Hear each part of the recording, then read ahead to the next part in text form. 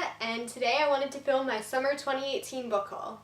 I have a summer birthday, so quite a few of these are gifts from friends and family, and a handful I picked up on my own. I've purchased or received 9 different books over the past several months, so let's get into it. The first book that I picked up was After You by Jojo Moyes. I read Me Before You about a year and a half ago and absolutely loved it. It was a 5-star read for me. 5-star reads are fairly rare for me, especially when it comes to contemporary books. I'm generally not a huge fan, so I figured I would try to continue on with the sequel. After You picks up where Me Before You left off, and it follows Louisa Clark as she's trying to rebuild her life following the end of Me Before You, and I don't want to spoil it for anyone who hasn't read it. Since this is the second book in the series, I don't want to give too much away about the plot. I'm not a huge fan of contemporary books, but I usually only read them during the summer, so I figured it was a great opportunity to pick this one up. I've already read it, and I was a little bit disappointed. I don't think it lived up to all of the hype and the expectations, especially after reading Me Before You.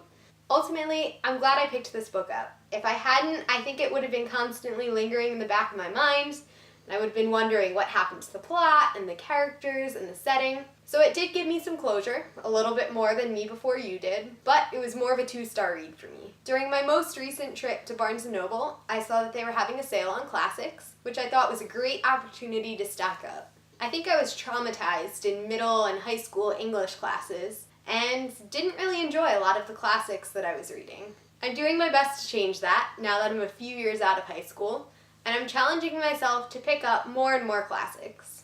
The first classic that I bought was The Picture of Dorian Gray by Oscar Wilde, and the second classic that I picked up was Moby Dick by Herman Melville. I haven't read anything by either of these authors, so I'm excited to give it a shot. I've been on a thriller kick recently, so most of the remaining books fall into that genre. The first thriller that I have is The Good Girl by Mary Kubica, and I'm sorry if I'm mangling any of these names. I'm a huge proponent of going into thrillers with little to no information about the plot, so I generally don't research reviews or plot synopses of my thrillers in advance, but I'll tell you the brief summaries that I do know about these books. The Good Girl centers on Mia Dennett as she goes to the bar to meet with her boyfriends. When he doesn't show up, she ends up going home with someone else, and things don't really turn out well.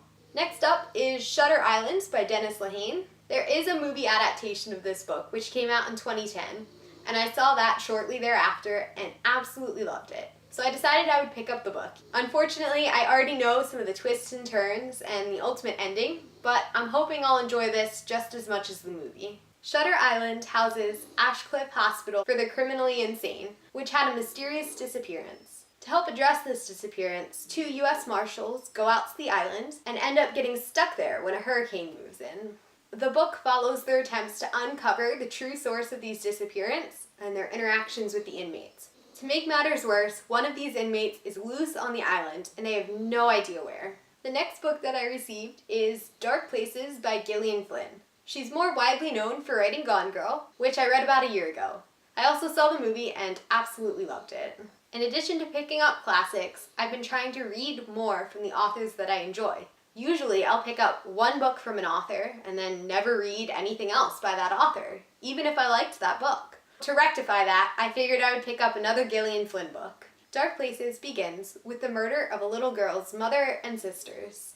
The little girl, Libby, later testifies in court that her brother was responsible for the murders. Decades later, she's tracked down by the Kill Club, who are searching for answers and trying to free her brother. She sees it as the opportunity to make a profit. It prompts her to return to her hometown, and she eventually finds herself on the run from killers once again.